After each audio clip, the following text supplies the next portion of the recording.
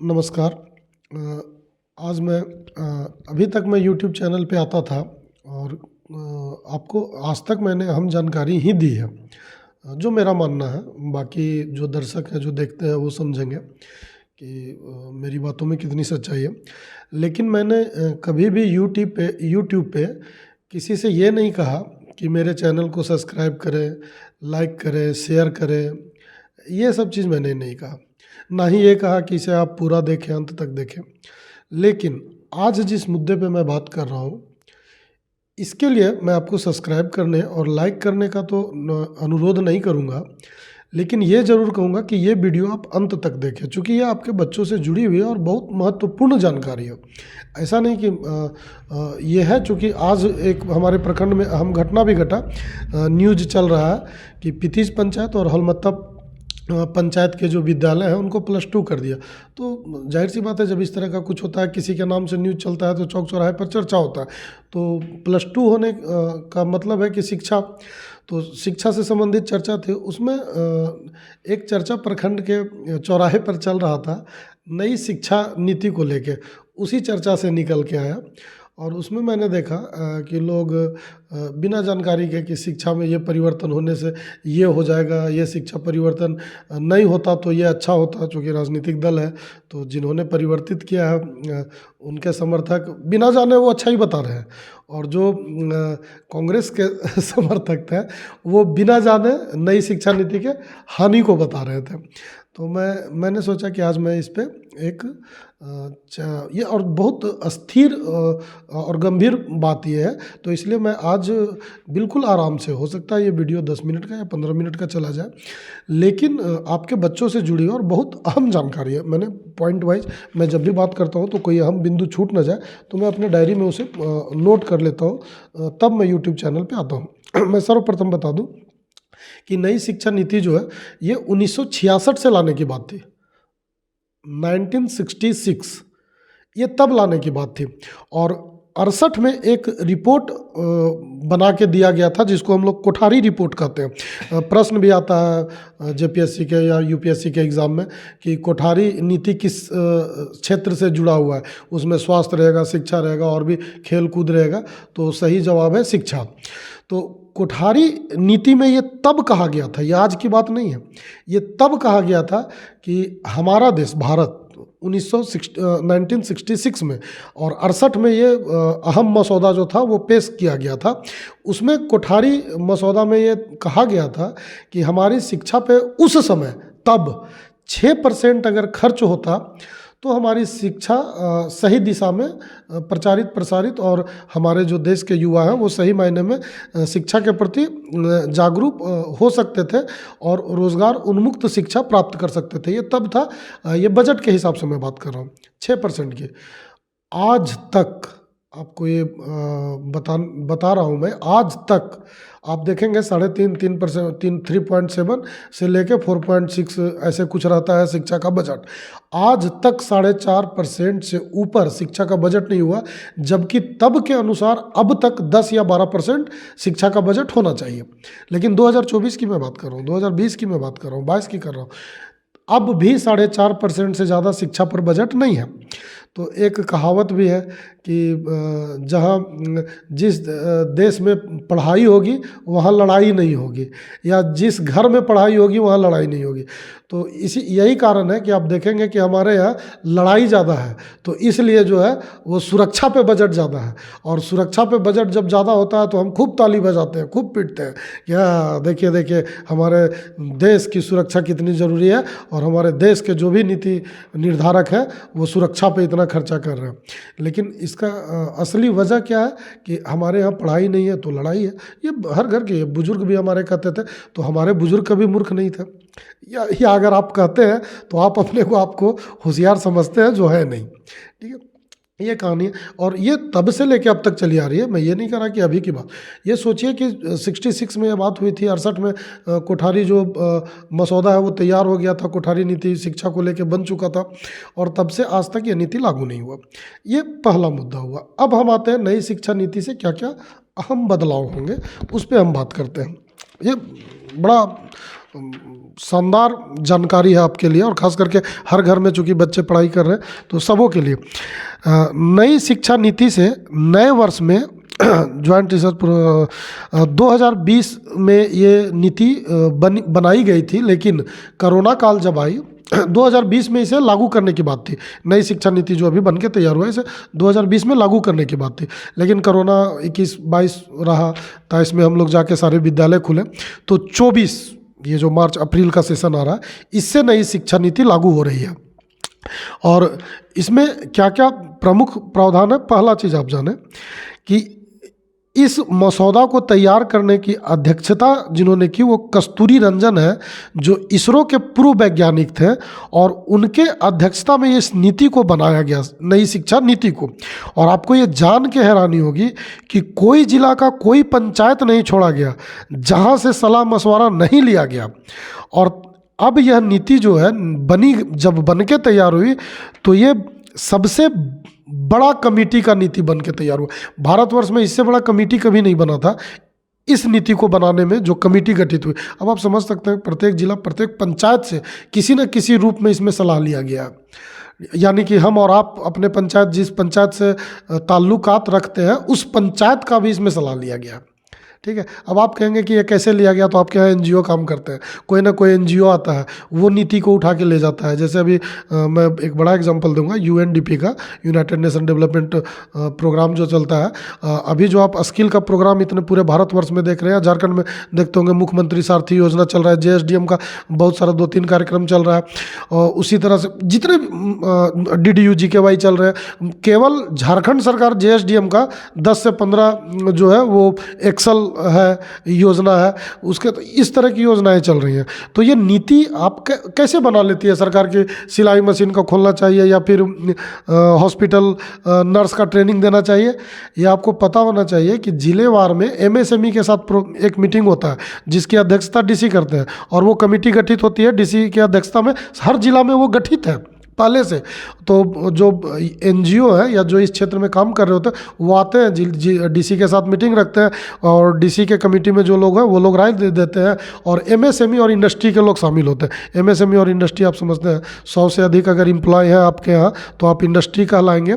और अगर आप दुकान चलाते हैं, कपड़ा का भी दुकान है, आपके यहाँ 5 एम्प्लॉय हैं तो आप MSME के गिनती में आते हैं। जैसे हमारे यहाँ जितने होटल चलते हैं, ये सब होटल चलते हैं, छोटा मोटा कोई अपना हॉस्पिटल खोले हुए है, निजी अस्पताल, तो वो सब MSME में। लेकिन अगर 100 से अधिक एम्प्लॉय है तो वो भी इंडस्ट्री का रूप धारण कर लेता है। कोई फैक्ट्री बिस्कुट का खोला हुआ है, कोई सॉस का फैक्ट्री खोला हुआ है, जैसे मॉरिस पावरोटी है, ये सब सारे MSME आते हैं। तो ये MSME जो है ये बैठ के नीति निर्धारित करता है कि हमारे यहाँ ऐसे वर्कर चाहिए, तो इन वर्कर को ये ट्रेनिंग मिलना चाहिए, तभी होगा। तो फिर जो है ये अपने अपने जिला से एक मसौदा तैयार होता है और राज्य को जाता है।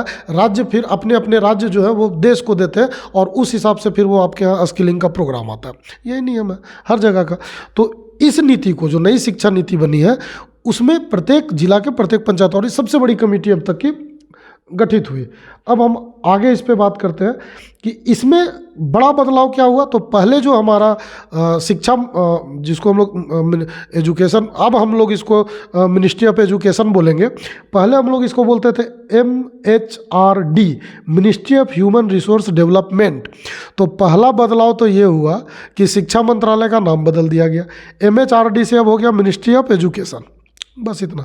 पहले था ministry of human resource development, अब मिनिस्ट्री ऑफ एजुकेशन। अब आप कहेंगे कि ये तो नाम बदलने की प्रक्रिया है, जैसे गुड़गांव गुरुग्राम हो गया, ठीक है। तो उसी तरह से और भी जितने हैं, कोई स्टेशन था मुगल सराय, तो वो हो गया दीनदयाल उपाध्याय। तो ये वो प्रक्रिया नहीं है, यहाँ से प्रक्रिया शुरू हुई है। और सबसे बड़ी प्रक्रिया जो हुई है वो ये हुआ है कि हमारा जो शिक्षा का पैटर्न था वो अब तक 10+2 था, आप सब जानते हैं। और यहीं से आज शिक्षा पे चर्चा प्रारंभ हुआ, चूँकि आपके इटखोरी प्रखंड के 2 पंचायत के, एक पितिज और टोनाटाड़ पंचायत के 2 विद्यालय को +2 कर दिया गया। तो हमारा जो शिक्षा का पद्धति था वो 10+2 था। लेकिन अब जो हम अप्रैल से एजुकेशन हासिल करेंगे, ये शिक्षा जो पद्धति है वो 5+3+3+4, आप इसे जोड़ लें, 5, 3, 8, 8, 9, 10, 11 और 4, फिर वही 8 4 12, 5 3 8, 8 9 10 11, सॉरी 5 5 + 3 + 3 + 4, ये है, तो हो गया 5 3 8, 8 3 11 और 11 और 4 15। अब हमारा जो है ये देखिए 10 + 2 यानी कि जो 12 साल की शिक्षा, आपको एक बात बता दें 10 + 2 क्या है और ये 15 साल क्या है, इस पर थोड़ा सा बात कर ले, नहीं तो बड़ा मुश्किल होगा। 10 + 2 का मतलब है कि आप जब भी देखते होंगे कि कोई भी ये राज्य सरकार आपके एजुकेशन की जिम्मा 12 वर्षों तक लेती है, यही है 10 + 2। आप जितने भी विद्यालय देखेंगे, इसीलिए अभी सारे स्कूल 10 + 2 हो रहे थे, यानी अप्रैल के पहले, मैं 2024 अप्रैल पहले की बात कर रहा हूँ, अभी 2024 मार्च कल से स्टार्ट होगा। तो 10 + 2 क्या होता था, तो ये यानी 12 वर्ष तक, 12 वर्ष एजुकेशन का, मैं आपकी उम्र की बात नहीं कर रहा हूँ, यानी कक्षा अभी तक जो शिक्षा पद्धति थी उसमें जब आप 6 साल के होते थे तब सरकारी स्कूल आपको पहले क्लास में आपका नामांकन करते थे, यानी आप स्टैंडर्ड 1 में एडमिशन तब ले सकते थे जब आपकी उम्र 6 वर्ष होती थी। ये पहले का पैटर्न था। उसके पहले आप आंगनबाड़ी वगैरह वगैरह वगैरह में आप जा सकते थे। स्कूल में ये नियम नहीं था, सरकारी स्कूल में ये नियम नहीं था। स्कूल में जब आपकी उम्र 6 साल तब आप पहले क्लास में, तो 6 साल से आप जोड़े +2 तक, तो ये आपका 12 साल का जो खर्च होता था पढ़ाई का, या 12 साल की जो जिम्मेवारी होती थी वो उठाती थी राज्य सरकार। उसके बाद आप 12 साल के बाद क्या करते थे, ग्रेजुएशन। तो ग्रेजुएशन में कभी सुने हैं कि झारखंड बोर्ड से हम लिए सर्टिफिकेट, ये क्या होता था, यूनिवर्सिटी को ट्रांसफर हो जाता था। आप जब भी ग्रेजुएट करेंगे तो किसी यूनिवर्सिटी से करेंगे, तो यही शिक्षा पद्धति था। लेकिन अब क्या है, अब राज्य सरकार आपके एजुकेशन की जवाबदेही 15 वर्ष तक लेगी, और यही वो नियम है 5 जोड़ 3 जोड़ 3 जोड़ 4। तो पहला बदलाव नई शिक्षा नीति का ये है कि आपका जो है वो 12 साल से जिम्मेवारी जो राज्य सरकार की थी वो बढ़ा के 15 साल तक कर दिया गया है। अब इसमें देखिए, इसमें भी कैटेगरी है। पहले 5 वर्ष को शिक्षा का जो नाम दिया गया है वो दिया गया है फाउंडेशन स्टेज। घर बनाते हैं तो फाउंडेशन करते हैं, तो सरकार ने इसका नाम रखा है फाउंडेशन स्टेज। और फाउंडेशन स्टेज में क्या है कि अब आपकी नामांकन सरकारी विद्यालय में वही सिस्टम है, अभी भी आपको पढ़ना है +2 तक ही, लेकिन 3 साल बढ़ा दिया गया। कहाँ, अब आपका जो सरकार है वो स्कूल में नामांकन 3 साल में ही ले रहा है, और 5 साल तक, यानी 3 साल आपको कहाँ रखेगा, तो जैसे आप देखते होंगे हमारा जैसे कि प्ले स्कूल है, तो प्ले स्कूल जो था उस रूप में विद्यालय को कन्वर्ट किया जा रहा है।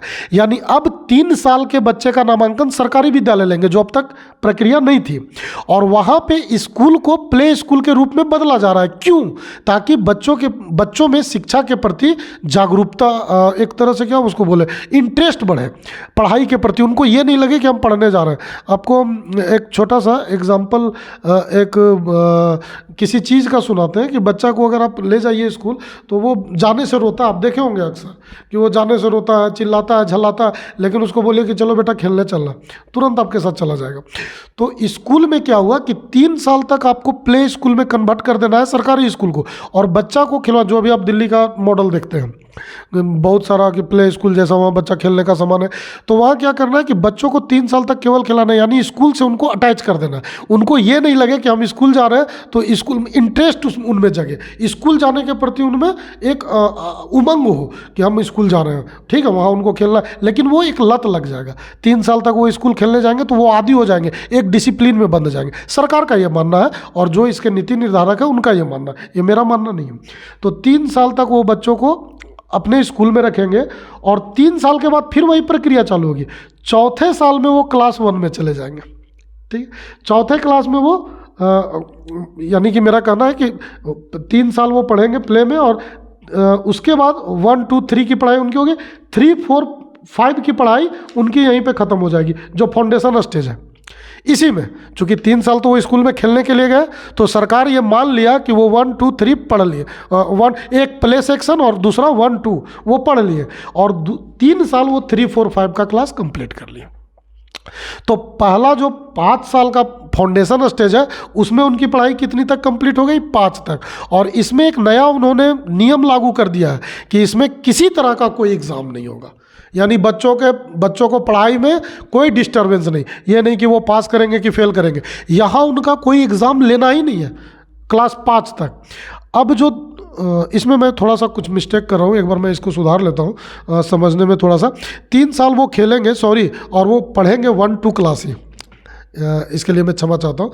वो जो पहला 5 + 3 + 3 + 4 का जो स्टेज है, उसमें जो पहला फाउंडेशन स्टेज है उसमें वो 3 साल प्ले स्कूल में रहेंगे यानी खेलेंगे, और जो 2 साल बचा उसमें क्लास 1-2 कंप्लीट करेंगे, और 1-2 के बाद उनका नो एग्ज़ाम उसमें नहीं लेना, यानी कि 5 साल वो विद्यालय में पढ़ेंगे लेकिन कोई उनका एग्ज़ाम नहीं होगा।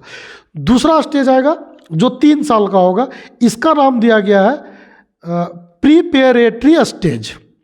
ठीक है, इस स्टेज का नाम है प्रीपेरेटरी स्टेज, और इसमें क्लास वो कंप्लीट करेंगे, चूंकि 2 तक तो वहाँ कंप्लीट कर लिया, 3, 4, 5, और यहाँ पे उनको एक लैंग्वेज पढ़ना होगा जो कंपलसरी होगा, और वो लैंग्वेज होगा एक रीजनल और एक नेशनल, यानी एक जो भारत की लैंग्वेज है और एक जो उनकी क्षेत्र की लैंग्वेज है। अब देखिए यहाँ कैसे परिवर्तन आया, ये भाषा ये उस कोर्स में कंपलसरी कर दिया गया। ठीक है, आपको एक आगे मैं उदाहरण बताऊंगा, आपको सुन के बड़ा अचंभा होगा लेकिन आप सर्च कर लेंगे।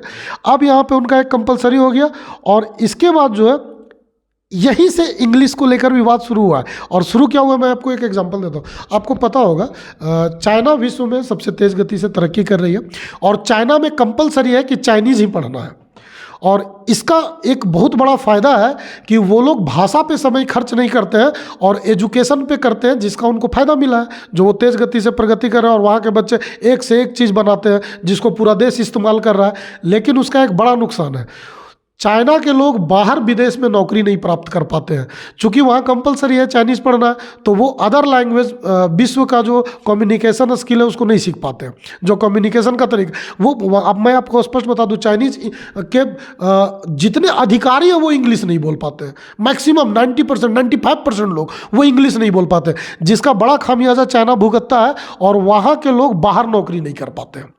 चाइना के लोग बाहर नौकरी नहीं कर पाते, वो अपने देश के लिए कर रहे हैं, जो हम लोग पढ़ते हैं किताब में कि चाइनीज़ लोग पढ़ते हैं और अपने देश के लिए ही करते हैं, लेकिन हमारे लोग जो है वो बाहर चले जाते हैं, वो अच्छा करते हैं, उनको बढ़िया जॉब मिलता है, बाहर चले जाते हैं। तो हमारे यहाँ के आपको पता होगा कि अभी जितने बच्चे एजुकेशन हासिल कर रहे हैं वो इंग्लिश भी पढ़ते हैं, इंग्लिश पढ़ते हैं। लेकिन अभी क्या है कि चूंकि शुरुआती दौर में इसके, देखिए किसी भी चीज़ का 2 पहलू होता है, एक अच्छा एक बुरा, तो यहाँ पे जो स्टेज, जो प्रीपेरेटरी स्टेज है, उसमें एक रीजनल और एक नेशनल लैंग्वेज कंपलसरी कर दिया गया, यानी एक भारतीय भाषा और एक क्षेत्रीय भाषा आपको जानना है, ताकि आपको पढ़ाई में कोई दिक्कत ना लगे, चूंकि भास्ट ना लगे, भारी ना लगे कि हम पढ़ाई जो करें भारी, चूंकि आपकी भाषा में, तो यहाँ पे एक कंपलसरी है। तीसरा स्टेज है जिसका नाम दिया गया मिडिल स्टेज, ये भी 3 वर्ष का है, और इसमें आपकी पढ़ाई होगी 6, 7 और 8 की, और इसमें एक जो चीज़ है वो कंप्यूटर और vocational education, technical skilling education को जोड़ दिया गया। यानी बच्चे अब वो पढ़ाई नहीं करेंगे कि महात्मा गांधी कब जन्म हुए थे, 2 अक्टूबर को, तो 2 अक्टूबर को वो जन्मे थे, हम क्या करें। भारत में सबसे ज़्यादा बारिश कहाँ होती है, तो मसूरी में, तो वहाँ बारिश होती है, तो हम यहाँ खेती तो करेंगे नहीं। अब आपको पढ़ना है कि अगर यहाँ बारिश नहीं होती है तो हम यहाँ खेती कैसे करें, मसूरी में ज़्यादा बारिश होती है तो हम खेती कैसे करें। तो यहाँ पे जो है टेक्निकल और वोकेशनल कोर्स को जोड़ दिया गया, ताकि आप उस कोर्स को पढ़ेंगे, ये कंपलसरी कर दिया गया, जिससे आप अर्न कर सके पैसा, कि आपको बढ़ई के क्षेत्र में जाना है तो आप बढ़ई का पढ़ाई करेंगे, आपको जो दिया बनाने के क्षेत्र में जाना है तो आप कुम्हार का पढ़ाई करेंगे, आपको जिस क्षेत्र में आपको प्लम्बर का काम करना है तो आप प्लम्बिंग का पढ़ाई करेंगे, यानी उसी क्षेत्र का पढ़ाई करेंगे जिसमें आपको कार्य करना है, यानी कार्य के अनुसार शिक्षा ग्रहण करना होगा आपको, ये नहीं है कि आप कुछ भी पढ़ रहे हैं। तो दूसरा फायदा है। अब चौथा स्टेज जो है जिसका नाम दिया गया है सेकेंडरी स्टेज, और इसमें आप क्लास कंप्लीट करेंगे 9, 10, 11 और 12, 9वां 10वां 11वां 12वां। और ये एग्ज़ाम का एक बड़ा बेनिफिट और यहाँ बड़ा बदलाव किया गया है। पहले क्या होता था, 9 में आप मार्च में एग्ज़ाम देते थे, 10 में आप मार्च में एग्ज़ाम देते थे, +2 में आप वही चीज़ था। अब ये जो सेकेंडरी स्टेज है 4 वर्षों का, 9वां 10वां 11वां 12वां, इसमें आपको सेमेस्टर वाइज एग्ज़ाम देना है। ये एक बड़ा बदलाव यहाँ पे किया गया है, सबसे बड़ा। और इसमें जब आप इंटर में जाते हैं +2 में, तो आप कहते हैं आपने क्या लिया है, तो कोई कहता है आर्ट्स लेते हैं, कोई कहता है साइंस लिए। अब ये चीज़ आपको जान के हैरानी होगी कि अगर कोई बच्चा मैथ में पढ़ने में तेज है तो वो मैथ ले सकता है, और वही बच्चा अगर इतिहास पढ़ने में तेज है तो इतिहास ले सकता है। वही बच्चा अगर केमिस्ट्री पढ़ने में रुचि रख रहा है तो वो मैथ, इतिहास और केमिस्ट्री, ये तीनों सब्जेक्ट को रख सकता है। यानी जिसकी रुचि उसमें, यहाँ ये पैटर्न खत्म कर दिया गया कि आप आर्ट्स के हैं कि साइंस के हैं कि आप कॉमर्स के हैं। ये सिस्टम ही यहाँ खत्म कर दी गई, ठीक है। और ये बेटर सिस्टम है इसका। आप देखेंगे कि जितने भी बड़े शिक्षक हैं सबों ने समर्थन किया। जो भारत में आज जितने भी बड़े कोचिंग सेंटर के संस्थान के मालिक हैं सबों ने इसका समर्थन किया। आप खान सर को ही ले लें, वो ज्योग्राफी पढ़ाते हैं जबकि वो साइंस के कॉमर्स या साइंस के टीचर हैं, ठीक है। और सब उनसे क्वेश्चन करता है कि आप ज्योग्राफी कैसे पढ़ाते हैं, चूँकि उनकी ज्योग्राफी में रुचि है। तो आप देखे होंगे हमेशा नक्शा बनाते हैं और पढ़ाते हैं, ठीक है। तो खान सर ने भी इसका स्वागत किया और जितने भी लोग हैं वो इसका स्वागत कर रहे हैं कि ये बड़ा शानदार परिवर्तन हुआ है कि जिसकी रुचि जिसमें वो सब्जेक्ट। तो यहाँ पे आप देख रहे होंगे कि कितना बड़ा ये परिवर्तन आया है, ठीक है। और यहाँ पे एक और चीज़ आ गया है, एक बड़ा मैटर, ये जो आपका सेकेंडरी स्टेज है उसमें एक फॉरेन लैंग्वेज आपको कंपलसरी है पढ़ना। यानी पहला दूसरा स्टेज में आप क्या कर रहे थे, रीजनल और नेशनल लैंग्वेज पढ़ रहे थे। तीसरा स्टेज में आपको कुछ नहीं दिया, लेकिन चौथा स्टेज जो उसमें एक फॉरेन लैंग्वेज भी आपको सीखना है, ठीक है। तो ये देखिए आप इस तरह से करते करते 3 लैंग्वेज आप पढ़ते पढ़ते 3 लैंग्वेज सीखेंगे। आप कल्पना कीजिए कितनी बेहतर बात है। अब आप आएंगे यहाँ से ग्रेजुएशन में, और ग्रेजुएशन जब जाएंगे तो पहले ग्रेजुएशन कितने दिनों का होता था, 3 वर्षों का। अब ग्रेजुएशन कितने दिनों का होगा, 4 वर्षों का। और इसमें बड़ा बदलाव क्या है सो देखिए, बहुत सारे ऐसे बच्चे मिलेंगे। आप छोड़ दीजिए इटखोरी में, मैं स्पष्ट रूप से कहता हूँ बहुत सारे पत्रकार हैं जिन्होंने पार्ट 1 पढ़ के छोड़ दिया, पार्ट 2 पढ़ के छोड़ दिया, पार्ट 3 पढ़ के छोड़ दिया, ठीक है। पार्ट 3 किया और एग्जाम नहीं लिखा। अब देखिए सरकार ने कितना अच्छा नियम लाया। आप क्या करते हैं, आपका 4 साल का ग्रेजुएशन होगा और उसमें क्या किया कि अगर आप 1 साल पढ़े और एग्जाम दे दिए तो आप ड्रॉप आउट बच्चे नहीं कहलाएंगे। आपको जो सर्टिफिकेट मिलेगा वो मिलेगा ग्रेजुएट सर्टिफिकेट, यानी आप 1 साल कंप्लीट कर ले। और 6 साल के बाद आपको मन किया, आपके पास पैसा आ गया या पढ़ने में रुचि जग गया तो दूसरा साल आप फिर पढ़ेंगे, और अगर उसका एग्जाम दिया और पास हो गए तो आपको मिलेगा ग्रेजुएशन डिप्लोमा। फिर तीसरा साल आप एजुकेशन हासिल किए तो आपको मिलेगा ग्रेजुएशन डिग्री, और फिर आप चौथा साल पढ़ लिए तो आपको मिलेगा ग्रेजुएशन रिसर्च। अब आप कल्पना कीजिए कि जब नौकरी निकलेगी तो यूपीएससी या जेपीएससी का जो भी एग्जाम आता है तो वो ग्रेजुएशन डिग्री वाले कर पाएंगे। लेकिन अब संस्थान वैकेंसी भी निकालेगा तो वो निकालेगा कि अगर ग्रेजुएट सर्टिफिकेट है तो आपके लिए ये नौकरी है, ग्रेजुएट डिप्लोमा है तो आपके लिए ये नौकरी है, डिग्री है तो आपके लिए ये है, रिसर्च है तो आपके लिए है। अब आगे देखिए पीएचडी करने में इसका क्या बेनिफिट होगा। अगर आप पीएचडी करते हैं तो पीएचडी कितने वर्षों का था, सब जानते हैं 2 वर्षों का। तो आप सोचेंगे हम ग्रेजुएशन 4 साल किए हैं और पीएचडी 2 साल करेंगे तो सरकार हमको बर्बाद न कर रहा है। नहीं, सरकार यहाँ बेनिफिट कर दिया है। अगर आप ग्रेजुएट रिसर्च से पास कर चुके हैं तो आपको 1 ही साल पोस्ट ग्रेजुएशन में पढ़ना है, और अगर आप ग्रेजुएट डिग्री है तो आपको 2 साल पढ़ना है। चूँकि आप तो 4 साल पढ़ रहे हैं और आपको ग्रेजुएशन 1 साल में सर्टिफिकेट दे रहा है, दूसरे साल में डिप्लोमा दे रहा है, तीसरे साल में डिग्री, चौथे साल में रिसर्च। तो यहाँ पे एक आपको क्या बेनिफिट मिला कि अगर आपने ग्रेजुएशन रिसर्च किया है तो आप पीएचडी 1 वर्ष में मात्र कर सकते हैं, और अगर आपने डिग्री लिया है तो 2 वर्ष में। बेनिफिट देखिए कितने। और अगर किन्हीं ने ग्रेजुएशन डिप्लोमा करके छोड़ा है तो आप डिग्री हासिल करें, रिसर्च हासिल करें और फिर 1 साल का अपना पीएचडी ले लें। यानी बेनिफिट कितना अधिक है ये आप देखें इसमें, ठीक है। ये है तो कुल मिला के ये हो जाता है आपका नियम जो था 10+2, पहले क्या था 10+2 +3 +2, और अब क्या हो गया 5+3 +3 +4 +1 या 2, ये नियम आ गया। तो नियम कितनी बड़ी बदलाव हुई है और कितना सुंदर बदलाव हुआ है। तो ये शिक्षा जो नई शिक्षा नीति है उसकी खास अहम बिंदु थे जो मुझे ऐसा लगता था कि आप तक पहुंचाना काफ़ी अनिवार्य था। धन्यवाद।